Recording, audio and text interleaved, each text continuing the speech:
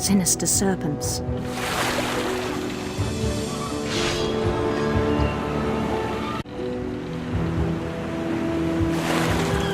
He followed the sound of his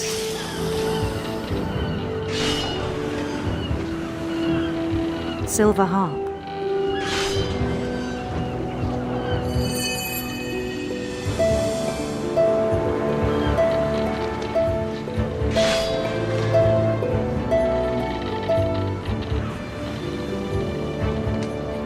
His chase led him to a golden palace east of the sun and west of the moon. Even then, his logic remained sound.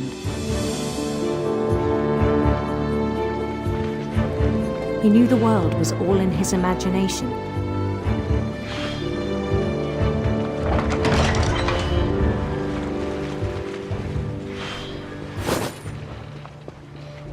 But he was so proud of having created it.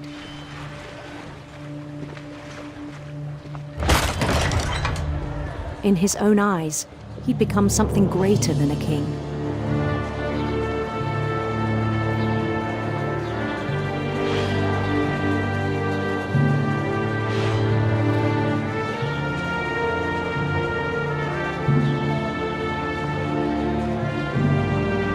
For someone who'd never known success in the real world, I think it was overwhelming.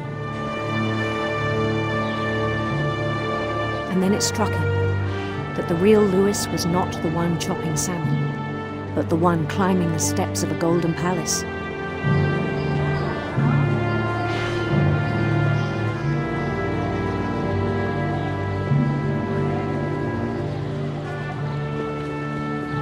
My imagination is as real as my body, he told me. It was hard to argue with him.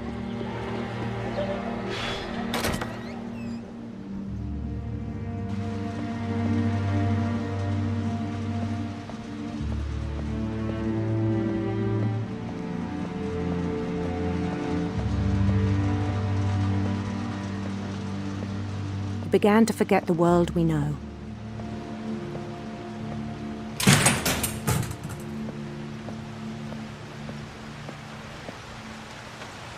I think it pained him to remember Lewis, the cannery worker.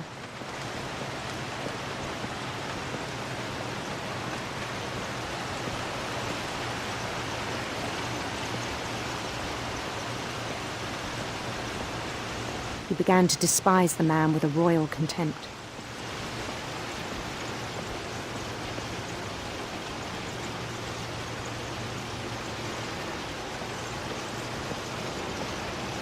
I still thought I could save him. Even after he said he was being crowned king over all the lands of wonder.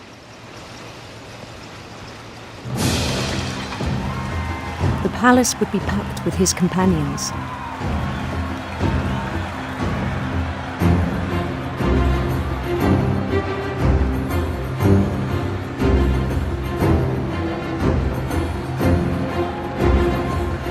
Including the wise Calico who'd insisted on advising him.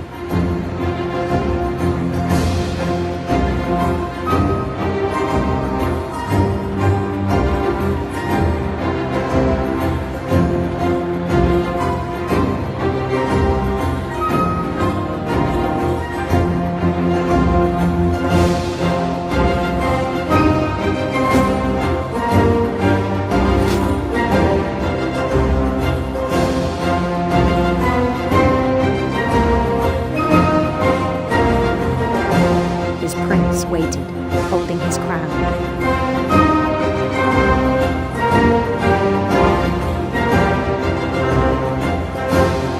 There was only one thing left to do.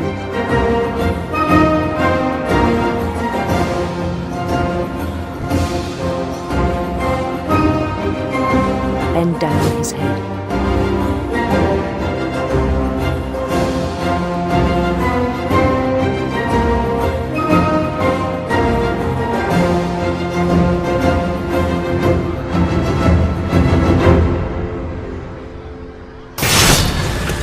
I think you know. Mrs. Finch, your son was a kind man who will be missed by all of us who knew him.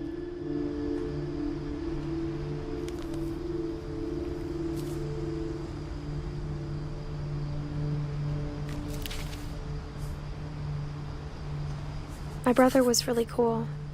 I wish you could have met him.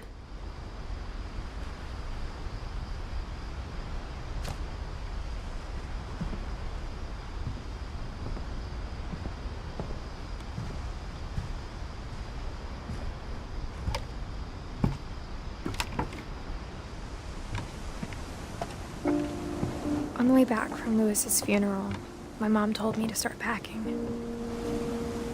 She waited until the day before we left to tell Edie. I'm not sure if she wanted to make it easier or harder.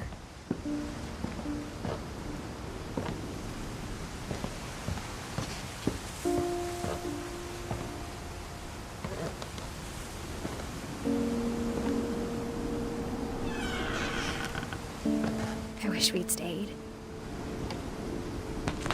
But I understand why we left.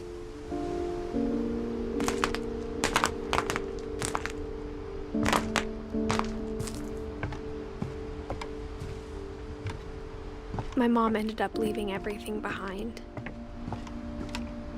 What happened that night had been coming for a long time. Maybe it should have come sooner.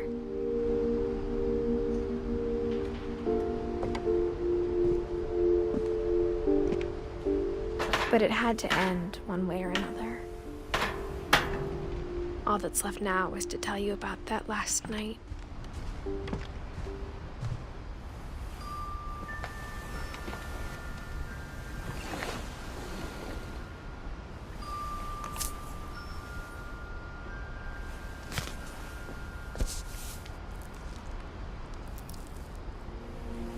That whole last day, Edie just watched us pack and didn't say a word.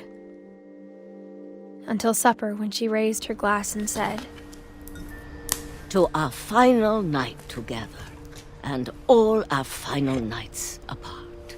Grandma, you know what I said about alcohol. Some of your medications are very Edith, specific. I left a present for you in the hallway. Why don't you go open it? The grown-ups have to argue now. I'm sorry, you're right. We're all leaving tomorrow. Let's just enjoy our last... I'm not leaving. Edith, you're excused.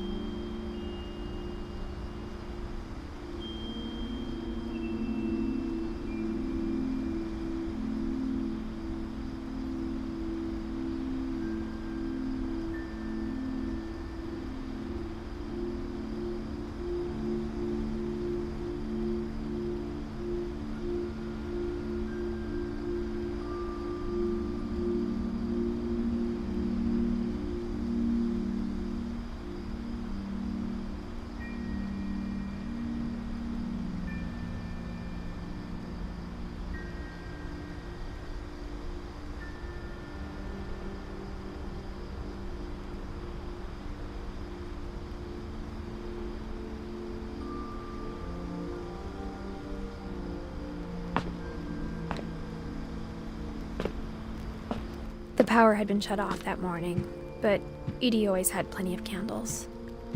When my mom sealed the library, I don't think she knew about the other entrance. Or that Edie had a key to it.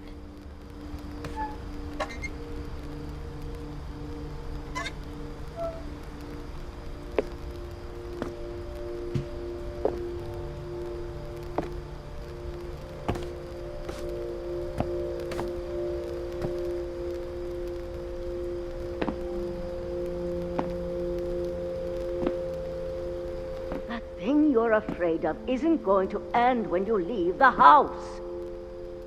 Edith has a right to know these stories. My children are dead because of your stories. I think it's best if Edith and I leave tonight.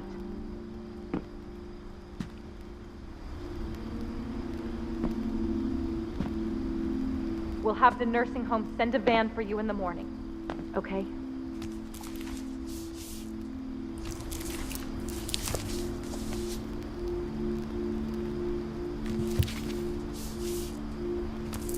Dear Edith, there's so many stories I wish I could tell you, but there's only time for one.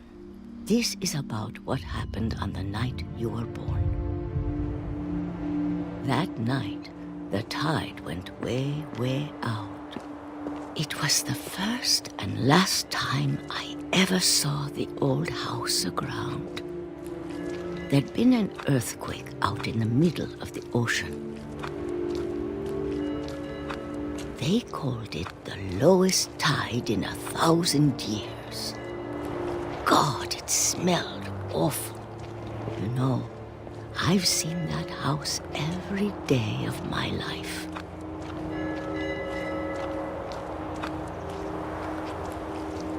But I never thought I'd go back to it.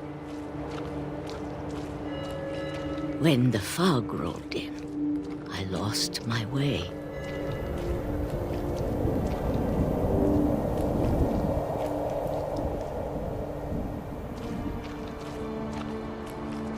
I got turned around.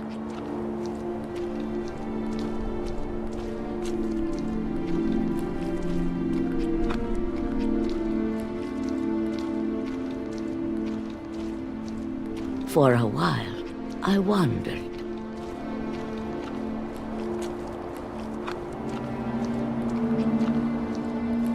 I started seeing things.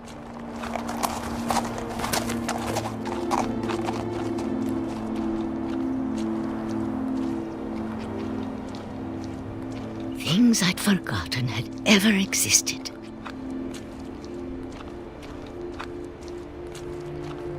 But when I saw them, they felt like old friends. That night, a lot of things came back to me. Or maybe I came back to them.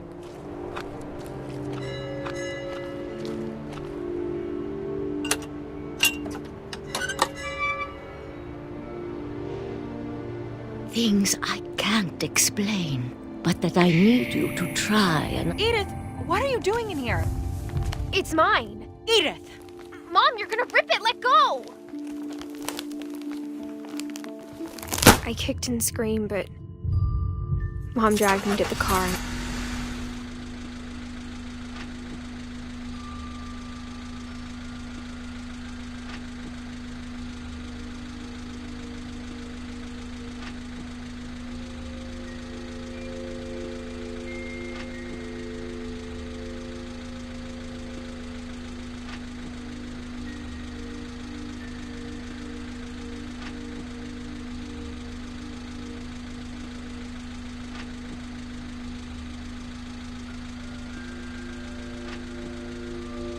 I never saw Great-Grandma Edie again. The next morning, the van came to pick her up, but she was already gone.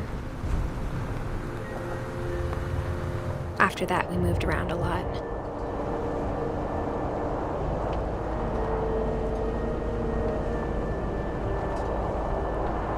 We both tried to make the best of it.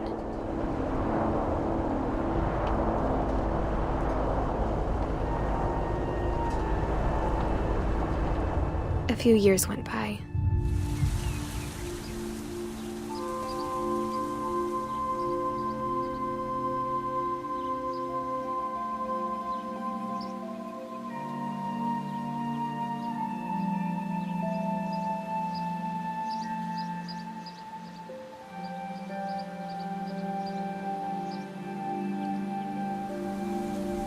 My mom didn't like to talk about it. But she started getting sick a lot. The rest happened pretty quickly.